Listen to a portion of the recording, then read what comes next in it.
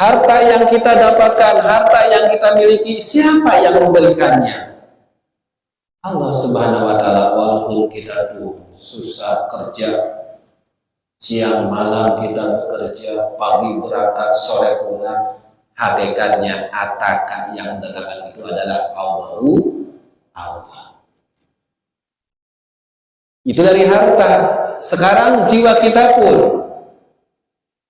sehat.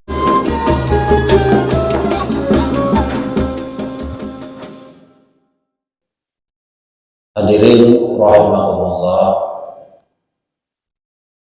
untuk malam ini kita berusaha memahami, mempelajari perintah dari Allah langsung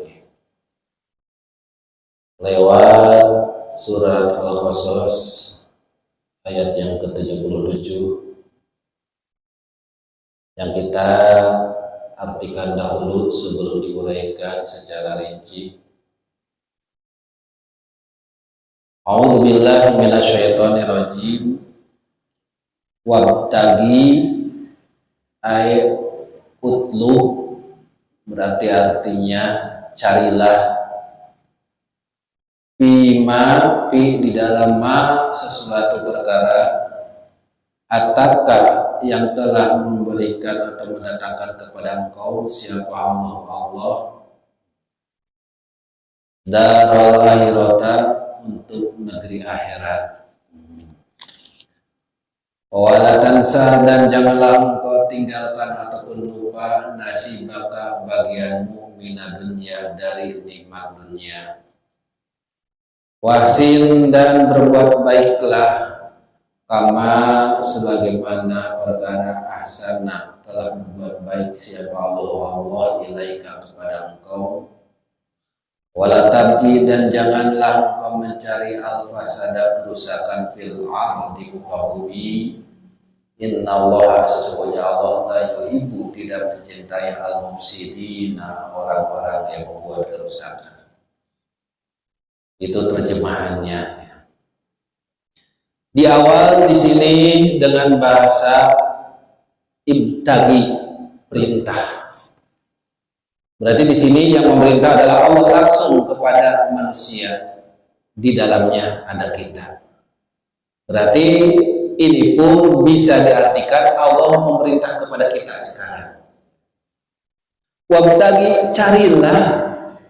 Berarti ada usaha. Apalagi ini yang memerintahnya Allah Subhanahu wa Ta'ala. Kadang kita diperintahkan oleh manusia saja giat, semangat. Apalagi ini adalah yang memerintahnya Allah Subhanahu wa Ta'ala, harusnya lebih giat, lebih semangat lagi. Apa yang harus kita cari? Pima di dalam suatu hal, ataka yang telah Allah datangkan kepada kita. Siapa yang mendatangkannya? Sudah jelas Allah. Nah, yang didatangkan kepada kita apa? Dua jenis. Harta yang kita dapatkan, harta yang kita miliki, siapa yang memberikannya? Allah Subhanahu wa Ta'ala. Walaupun kita tuh susah kerja, siang malam kita bekerja, pagi berangkat, sore pulang, hakikatnya ataka yang mendatangkan itu adalah Allah. Itu dari harta. Sekarang jiwa kita pun sehat kita sehingga kita mampu datang ke majelis ini. Siapa tuh yang memberangkatkannya? Siapa yang memberi nikmat itu? Dan dua-duanya itu adalah rezeki dari Allah. Harta yang Allah berikan kepada kita rezeki, terus kita bisa hadir di sini pun ini adalah rezeki pula, sebagaimana pembahasan minggu yang lalu. Jadi kita ketika mendapatkan ilmu itu adalah rezeki. Jadi artinya cobalah carilah terhadap sesuatu yang Allah sudah berikan kepada kita, baik harta atau jiwa ini, untuk darul akhirah, untuk negeri akhirat. Jadi yang Allah datangkan kepada kita, baik harta, ataupun jiwa ini kesehatan yang Allah berikan, coba tujuannya untuk akhirat. Sampai-sampai nih yang Allah berikan itu tadi harta dan jiwa. Misalnya jiwa aja sendiri ya, jiwa kita. Ketika jiwa bisa hadir di sini, Allah datangkan bukan tuh, rezeki bukan? Rezeki. Nah, gunakanlah saat ini untuk negeri akhirat. Ya, datang ke majelis ilmu. Jangan sampai kesehatannya Allah berikan, malah kita gunakan untuk maksiat. Maka alhamdulillah Allah datangkan kepada kita, Allah kasih kesehatan kepada kita, kita gunakan di dalam majelis ilmu. Bahkan kalau bicara ilmu itu ya, jangan sampai lebih dari 40 hari kita enggak ya. Jangan sampai lebih dari 40 hari kita enggak datang ke majelis. Kenapa sampai ada 40 hari? Karena suatu saat Rasulullah SAW pernah pesan kepada Ali radhiyallahu anhu. Ya, dalam kitab Wasiatul Mustafa, ya, wasiat Rasulullah SAW kepada Ali radhiyallahu anhu, beliau memberi pesan, ya Ali, wahai Ali, idza madu alal mu'min, ketika udah berjalan kepada seorang mukmin 40 sobahan, bisa sobahan artinya pagi ataupun hari. Jadi kalau udah 40 hari bagi orang beriman, walam yujalis al ulama, dan enggak duduk bareng dengan ulama, dalam artian berarti dengan orang yang berilmu atau mencari ilmu. 40 hari enggak nyari ilmu, 40 hari enggak berkumpul dengan majelis, 40 hari enggak ada di majelis ilmu. Jadi udah lewat 40 hari enggak sekali-kali aja. Alhamdulillah kita tiap minggu ya, lagi hadir mah gitu. Kalau belum minggu sekali, telat-telatnya sebulan kali. Tapi jangan sampai 40 hari itu enggak sama sekali. Kenapa? Karena kata Rasulullah SAW, ini yang bicara Rasul ya. Kata Rasulullah SAW, qasha qalbuhu, maka akan keras hatinya. Kalau 40 hari enggak ada di majelis ilmu, jadi dalam rentang 40 hari kita sama sekali sehari pun enggak ada. Maka kata Rasul, qasha qalbuhu, akan keras hatinya, wa jasaru alal kabair, dan akan membuat jalan untuk berbuat dosa-dosa. Jadi akan dimudahkan untuk berbuat dosa. Kita pun coba, bisa dirasakan 40 hari nggak pernah belajar, kadang hampa gitu ya. Harus usahakan jangan sampai nanti udah keterangan yang penting nggak 40 hari, ditunggu sampai 38 hari. Yang penting nggak nyampe 40, jangan juga seperti itu. Kena keterangan lagi 40 hari, sebulan sekali deh. Kalau bisa sebanyak mungkin, tuh batas limit aja, jangan sampai lebih dari 20 hari, karena tadi akan mengeraskan hati, kemudian juga akan terbuat jalan untuk berbuat dosa.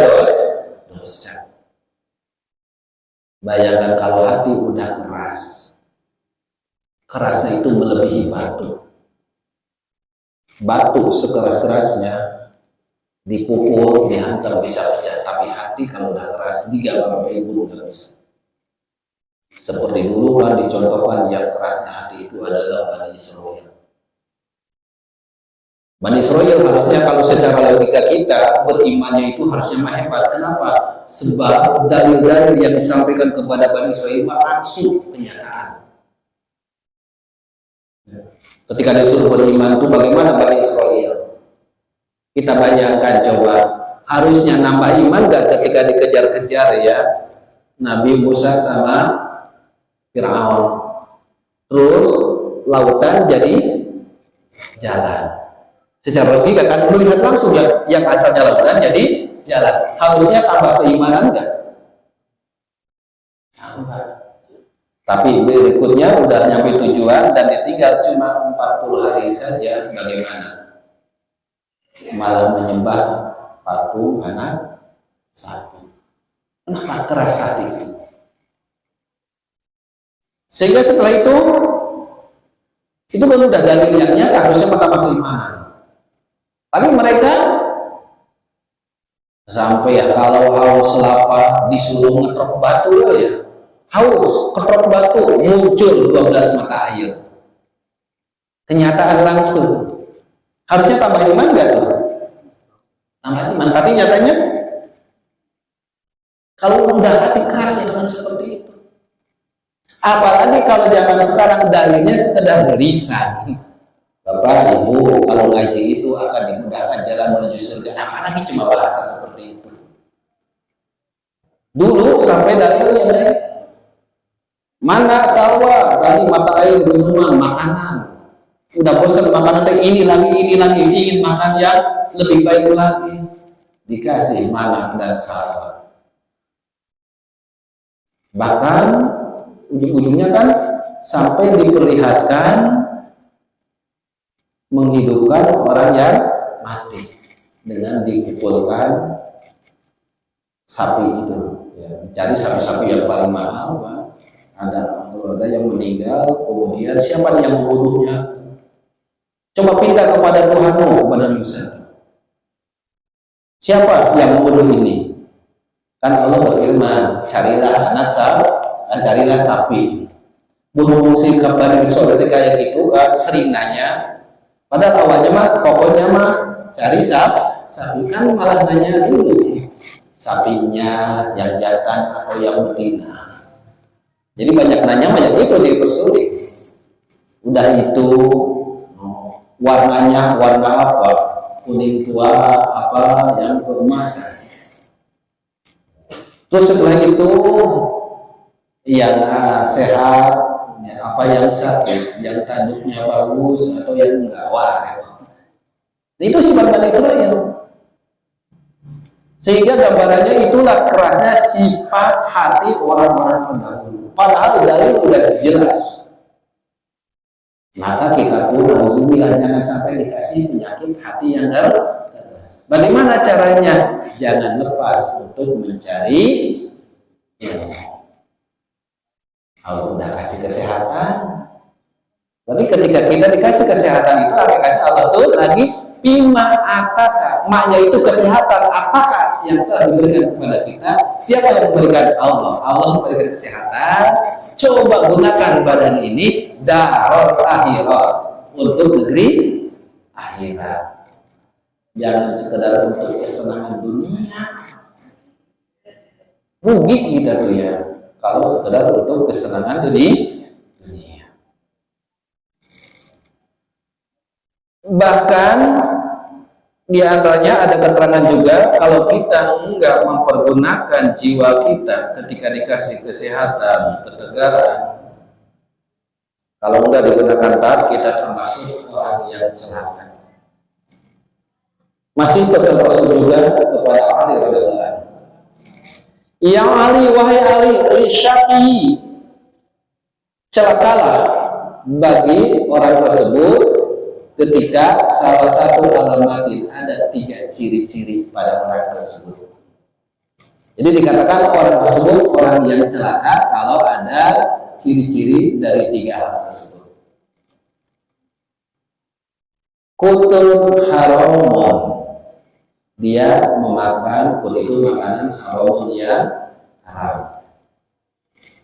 Kemudian wajtinabul alim, menjauhi orang yang suka menyampaikan ilmu. Berarti nggak datang ke majelis, bisa celaka.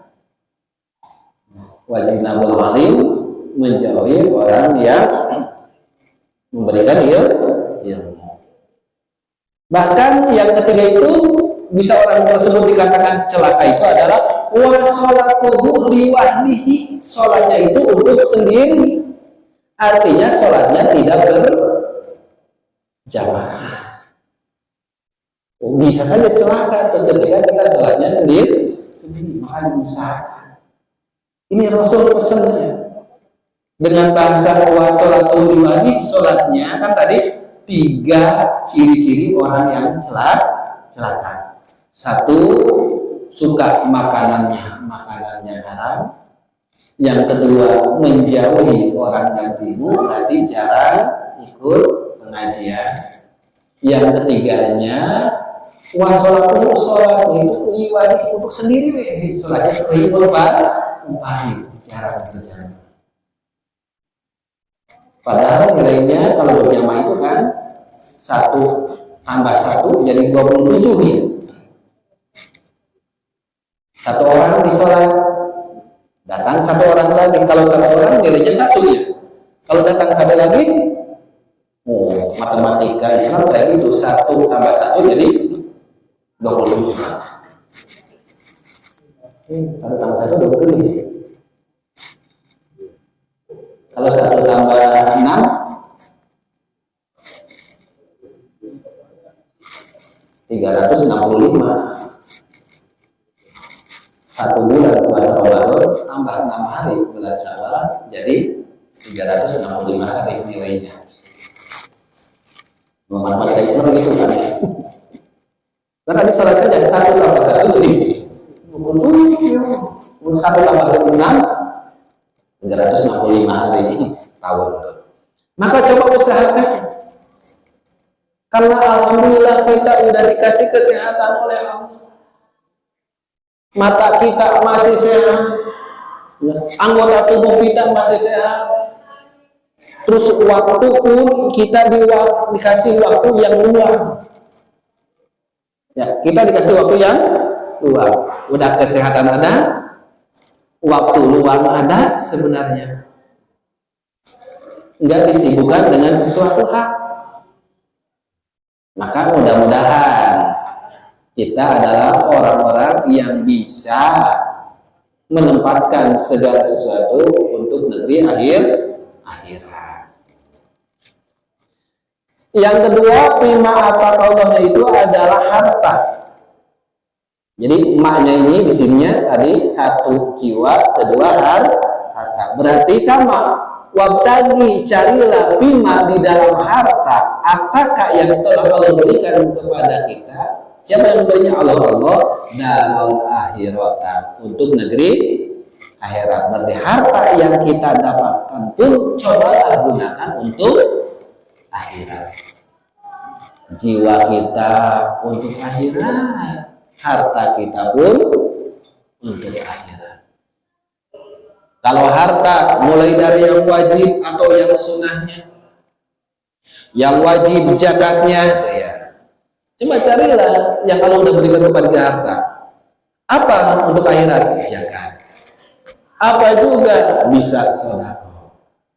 Maka dicontohkan yang wajib atau yang sunnah. Yang wajib udah jelas, kalau ditinggalkan kan berdosa ya. Karena definisi wajib dilaksanakan dapat pahala, kalau ditinggalkan dosa. Mayusabu ala filihi wa yu'aqabu ala tarkihi. Kalau sunnah dilaksanakan dapat pahala, ditinggalkan rugi. Kirain enggak apa-apa. Tinggalkan enggak apa-apa, akhirnya malas. Ditinggalkan itu rugi, enggak dapat nilai kebaikan. Artinya wala yu'aqabu, enggak akan disiksa ketika ditinggalkan, tapi rugi, enggak dapat nilai kebaikan. Jadi dua-duanya coba untuk negeri akhirat. Jiwa kita tadi contohnya coba jangan sampai berhenti dalam kali. Jiwa kita jangan pernah berhenti dari melaksanakan yang rawatib, yang sunnah-sunnah. Mau qobliyah, sholat malamnya, sahur sunnahnya. Itu untuk negeri akhirat. Rugi kita ya. Sebagaimana nanti hadis di depan yang igdanin humsan qabla humsin. Kemudian dari harta, ketika kita menyisihkan harta, sebenarnya kan kita pun malu ya kalau nggak menyisihkan. Kenapa harus malu? Harta yang kita miliki, harta yang kita dapat, siapa yang ngasih? Walaupun itu kerja bapak, tetap yang ngasih. Karena nanti ada orang yang bekerja tapi nggak dapat hasil. Kerja di pabrik. Ya harusnya kan dapat ini mah pabriknya bangkrut. Akhirnya 3 bulan, 4 bulan nggak digaji, padahal kerjaan.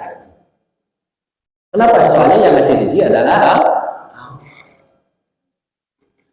Terus ketika kita dikasih rezeki oleh Allah Subhanahu wa taala, nah rezeki ini adalah amanah yang Allah berikan. Kenapa ini amanah yang Allah berikan? Karena hakikatnya bagi orang beriman tidak memiliki apa-apa, harta dan jiwanya milik siapa? Milik Allah. Cuma kita lagi dipinjemin. Lagi dipinjemin. Kalau aku orang beriman, apa yang kita miliki adalah pinjaman dari Allah. Ketika pinjaman itu adalah sebuah amanah. Kalau amanah berarti akan diminta pertanggungjawaban. Pak, tuh uang Bapak yang sebulan 5 juta itu didapat dari mana? Kerja ya Allah, kerjanya sok bolos setara, kosong ya Allah. Itu kan akan ditanya sumbernya dari mana. Setelah itu digunakan untuk ini semua diminta tanggung jawab. Dan Allah menyatakan itu adalah amanah. Ketika amanah akan meminta pertanggungjawaban. Dan yakin nggak itu ada hak yang lain, bukan hak kita semua. Misalkan dari 5 juta ini hak kita semua bukan? Ada hak yang lain, ada hak untuk agama Islam di pembangunan, mungkin ada hak untuk anak yatim, fakir miskin, tetangga, jompo, itu ada haknya. Itulah yang dikatakan darul akhirah, untuk negeri akhirat. Jangan sampai dapat 5 juta terasa hasil kerja sendiri, itu Allah yang mana? Itu yang dikatakan apa Allah yang mendatangkannya, Allah yang memberikannya. Kok kenapa kita enggak menggunakan untuk darul akhirah? Ini mah digunakan untuk ayo traktir teman mancing. Yang traktir mas 100-200 ribu enggak terasa.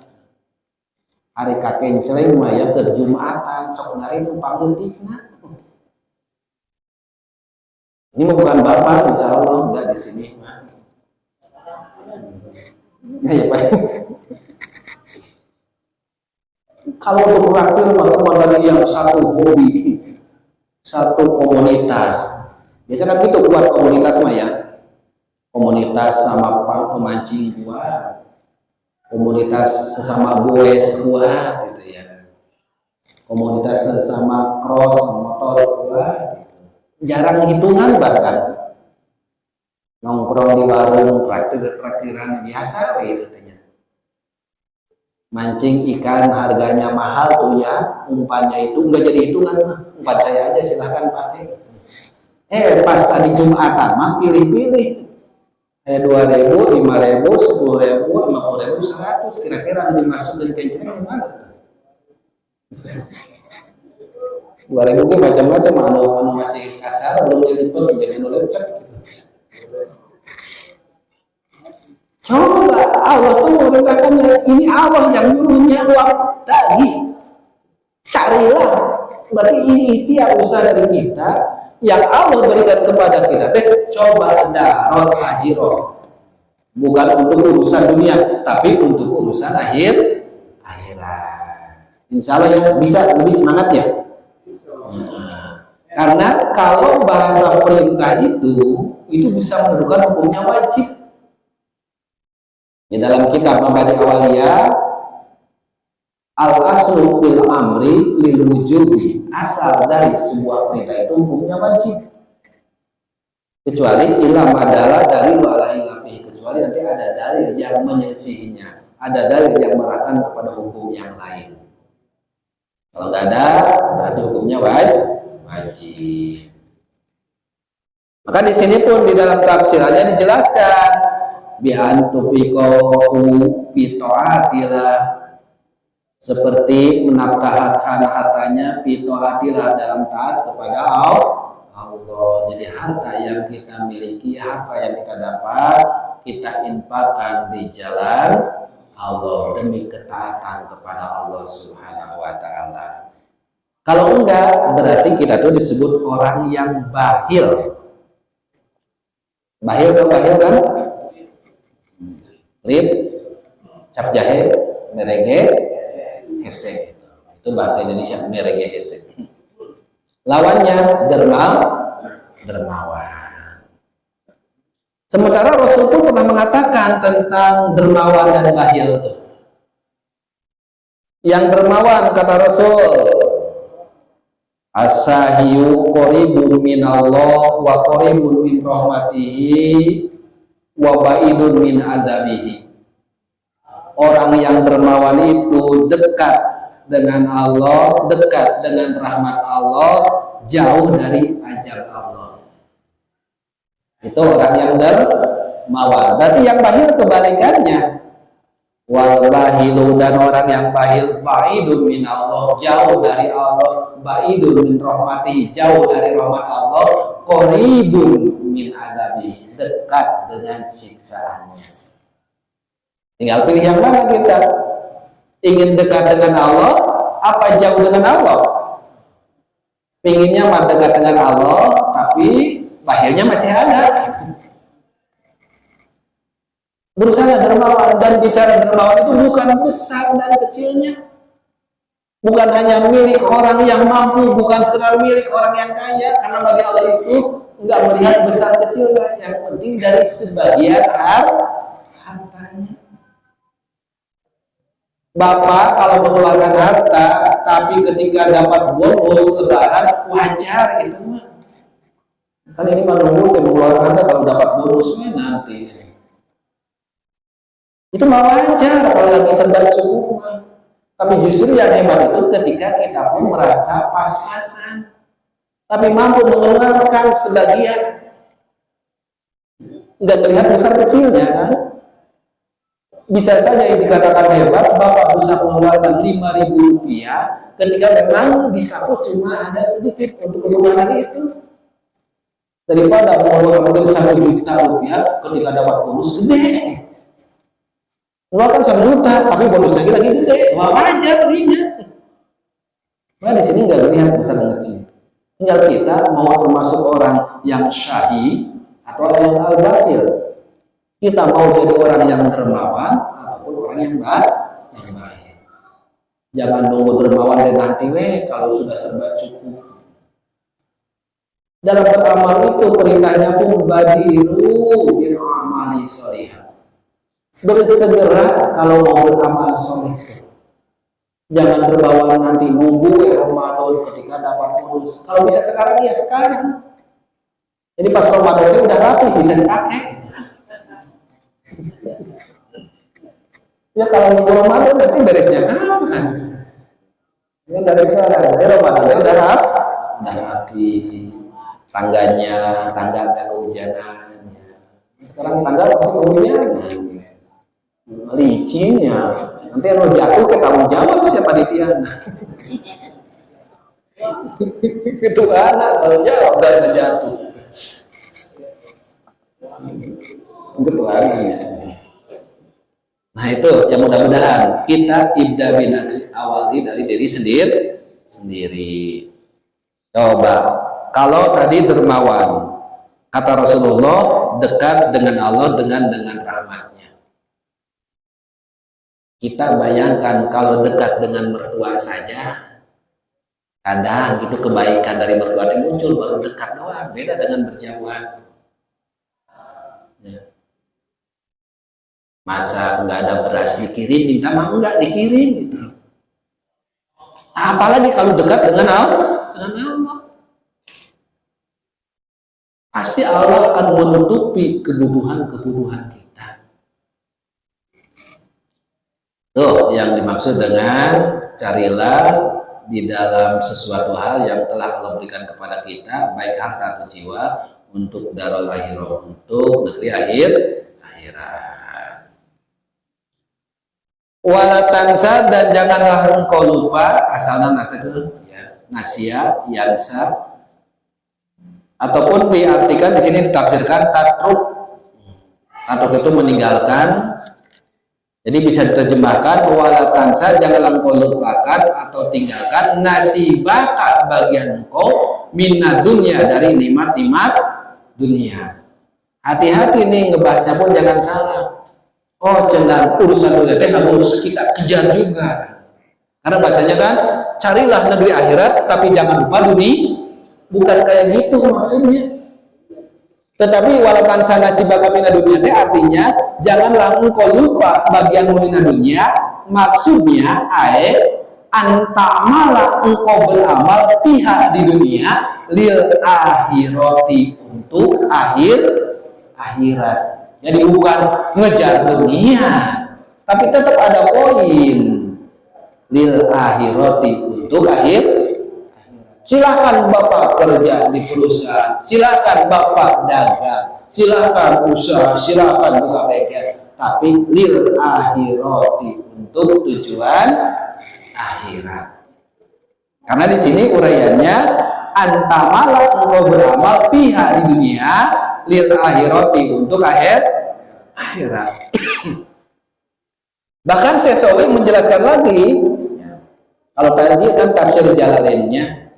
Nah ini dijelaskan lagi Sesawi dalam tafsir Sesawinya, bi antasarupa umruka seperti engkau menggunakan usiamu fi mardhati rabbika di dalam keridhaan Allah.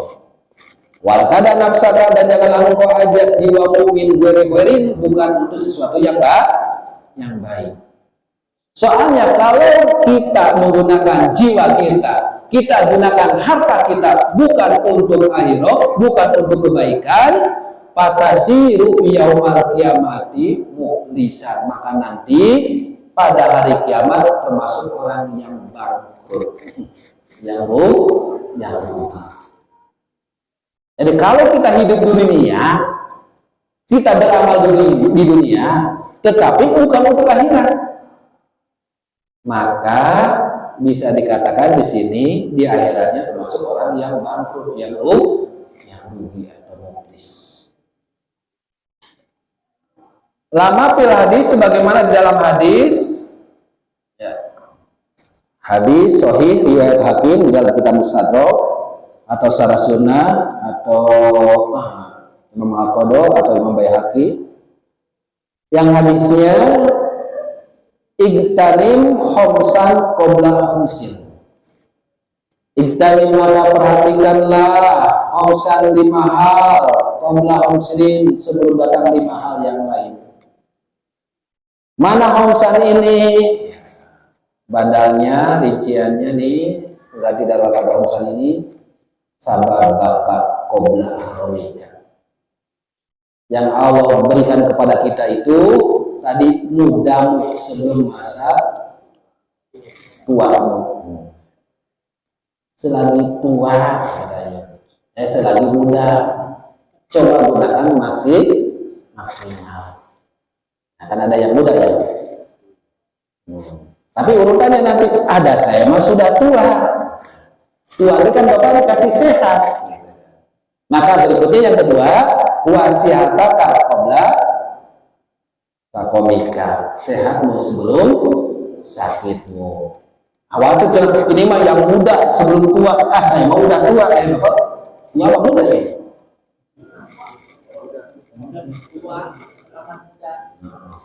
Ngaku muda, tapi duduk sejam saja udah bolak-balik tuh, serong kanan, serong kiri, hari ngaku muda. Usia mah nggak akan bisa dibohongin ya. Ngaku muda, tadi duduknya udah gini. Udah geser gini, asam urat udah banyak, ngaku udah. Jadi urutannya tuh ya, Rasul itu pesannya indah. Yang pertama tadi pertanyaannya itu sababaka, mudamu qabla harumika, sebelum tua. Karena yang ada di sini udah ada yang tua, tapi kan sehat. Maka berikutnya sihataka qabla sakomika. Sehatmu coba gunakan maksimal sebelum sakit. Berarti muda itu pun tadi fima ata Allah yang Allah berikan kepada kita. Sehat pun itu fima ata Allah. Sehat pun adalah sesuatu yang Allah berikan. Kita lagi diberi sehat ini oleh Allah Subhanahu wa taala. Coba perhatikan ketika sehat.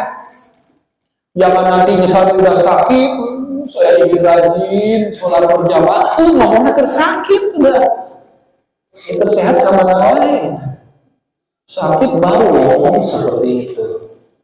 Lagi sehat nih. Lima udah jalan susah, ambil air wudhu susah, baru ngomong, ya Allah, pilih sholat malam. Perut udah banyak penyakitnya, baru ngomong, ya Allah, pilih saum sunnah. Air wudhu kemana lain? Maka kita sekarang masih sehat ya. Alhamdulillah, rawatib nggak ketinggalan, yang enggak mah. Sholat malam pun nggak ketinggalan.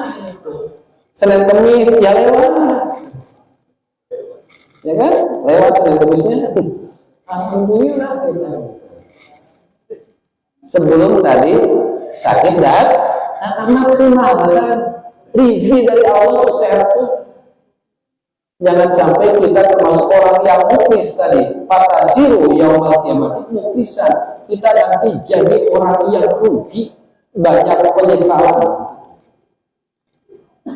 Maka sekarang dunia coba maksimalkan. Dunia ini gunakan tadi untuk akhirat. Ayat diantak malah pihak. Kita beramal pihak di dunia ini lil akhirat itu akhir. Udahlah mulai kurangi itu ya kesenangan-kesenangan dunia. Yang hobinya goes sudah mulailah kurangi waktunya gitu ya. Goes silakan, tapi ketaatan kepada Allahnya jangan gitu ya. Ini makanya ingin goes pagi-pagi subuh berjamaah, jadi enggak kenapa mau goes? Aduh, berjamaah urus subuh kan bisa ya. Jangan seperti itu.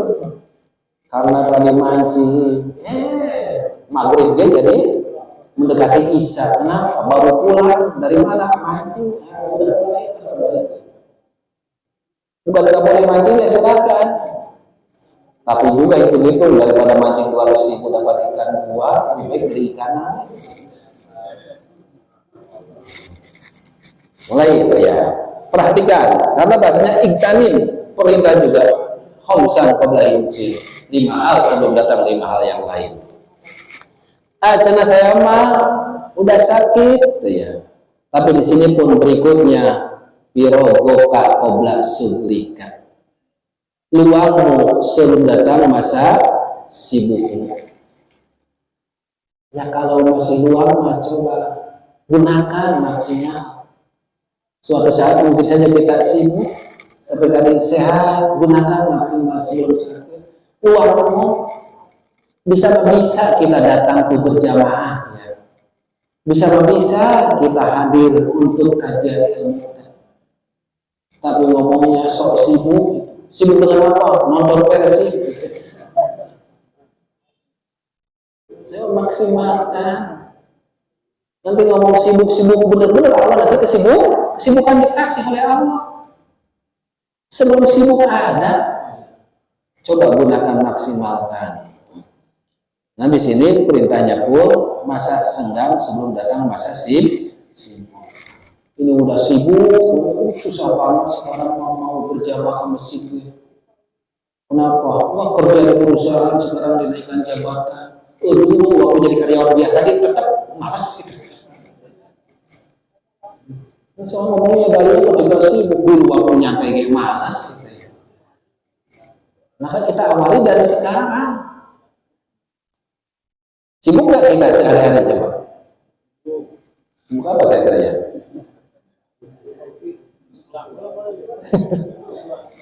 Kalau kerja pun dulu itu istirahat ya. Nah pas istirahat itu makan dulu atau sholat dulu biasanya? Situasinya.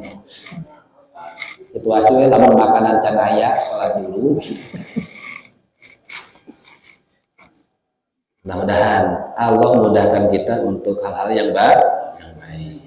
Jangan sampai nanti nyesal udah tadi, udah tua, udah sakit, udah sibuk baru ngomong. Yang keempatnya, waginaka qabla fakrika. Ginaka masa kayamu cukupmu sebelum datang masa fakirmu. Sekarang mau bangun masjid ya. Anak yang SD belum bayaran, yang SMA belum bayaran, aduh susah maaf lewat dulu minggu sekarang, minggu kemarin dia lewat. Ternyata dilihat-lihat dulu dia belum punya anak tetep lewat. Wong banyak anaknya lewat. Ya coba kita gunakan yang ada tuh ya, sebelum Allah kasih ke fakir, karena manusia itu akan tadi 2 fasetnya Allah akan berikan juga.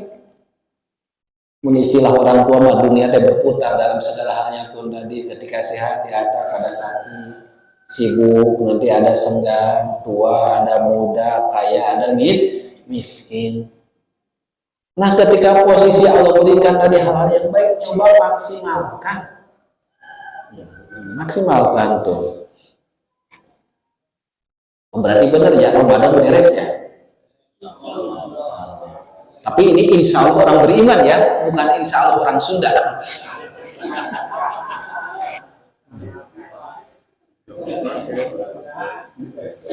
Biasanya insya Allah tidak ada sebagian ya, saya nyebut orang Sunda, saya ke Sunda. Ada sebagian yang nyebut insya Allah nyate, itu kira-kira enggak bisa dilakukan, baru nyebut insya Allah. Pak, nanti hari Minggu kita kajian bareng yuk. Padahal Minggu dia tuh Ahad udah ada acara ya, nyebut gue insya Allah. Padahal udah kira-kira gak bisa, mau udah ngomong. Ini mah kira-kira gak bisa nyebut insya Allah. Jadi insya Allah harusnya sekiranya kita bisa benar datang baru nyebut insya Allah. Maka Ramadan beres insya Allahnya insya Allah orang beriman ya. Jadi insya Allahnya itu udah terpikir, oh berarti tanggal sekarang saya sisihkan.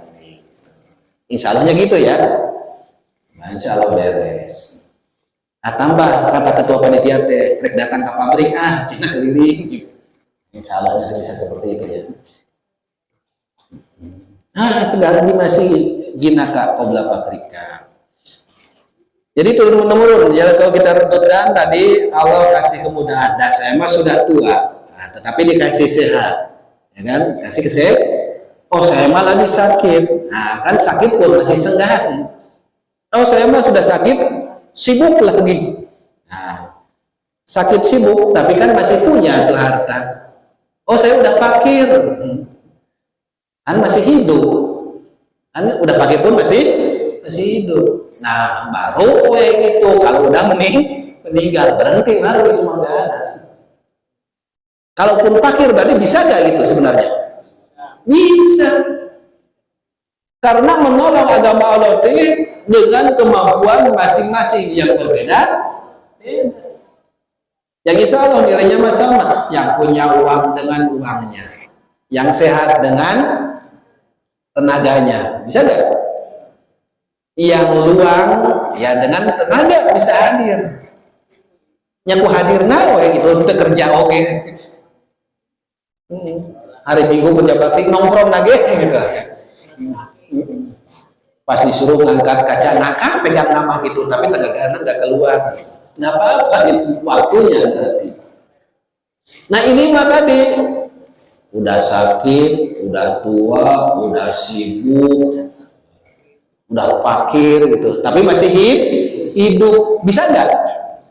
Bisa. Dengan apa? Atau doanya dengan doa. Jadi doa dah tiap malam udah sakit, mau sedekah harta nggak punya, tenaga udah tua, ditambah sakit, mau tadi harta pun nggak ada, akhirnya dengan doa. Jadi tiap saat berdoa, ya Allah mudah-mudahan majelis masjidnya cepat beres ya Allah. Doa itu mah ibadah kan? Ibadah. Itu yang benar-benar kayak gitu. Ini mah sehat masih, harta ada, masih muda dengan doa. Nah itu yang kurang baik. Yang sehat mah dengan tenaganya juga, jinak dengan hartanya juga, dengan doanya juga. Jangan langsung ngambil poin tadi, langsung doa.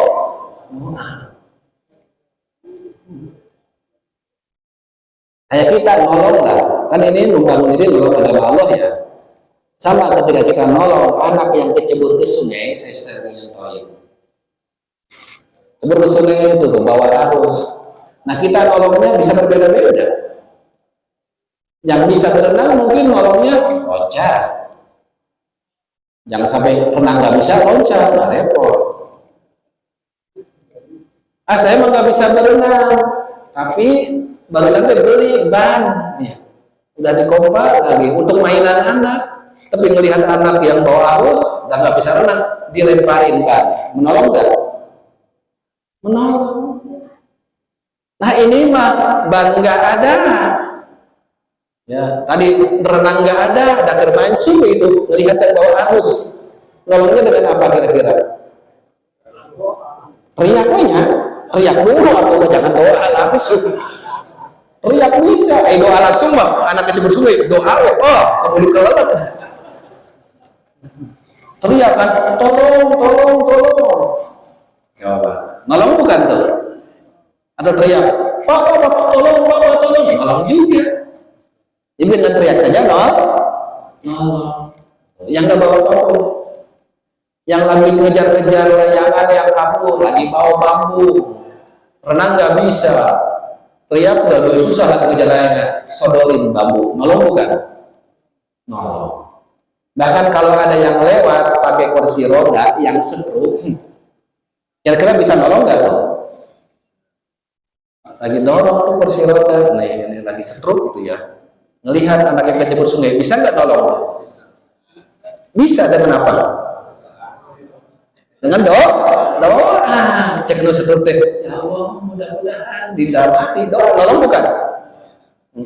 Jadi anu nolong dengan doa teh orang setruk. Jadi menurut Bapak nggak mau masjid iya nolong aku doa berarti orang setruk. Gaji masih ada, badan masih sehat, jangan doa doang. Paham ya? Masa gaji masih ada, badan sehat, waktu senggang. Ini hari Minggu disuruh kumpul nggak datang, penting doa weh. Nah itu orang. Itu kata Bapak, bukan kata saya ya. Saya mau cuma tadi misalkan ada anak yang kecebur, doa ge nolong. Cuma itu gambaran orang yang setruk, nolongnya ku doa. Dan bisa renang malah loncat. Yang punya ban lemparin, yang punya bambu disodorin, gitu kan? Yang nggak bisa apa tadi teriak. Nah ini mah teriaknya nggak bisa setruknya ku doa. Tapi insya Allah nolong juga. Tinggal pilih Bapak mau mana tuh. Tapi insya Allah berarti tidak doa ya. Doanya juga terus pas gajian sisihkan, kemudian waktu senggang dan datang. Insya Allah cepat beres. Cepat beres.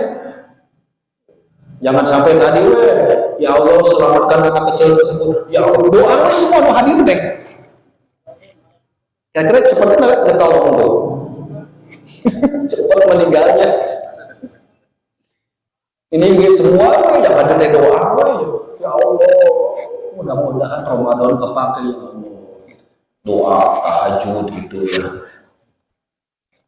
insya Allah cepat ambruknya. Nah jangan sampai lupa untuk tujuan akhirat. Berikutnya dikit lagi, ini ayat lama ya.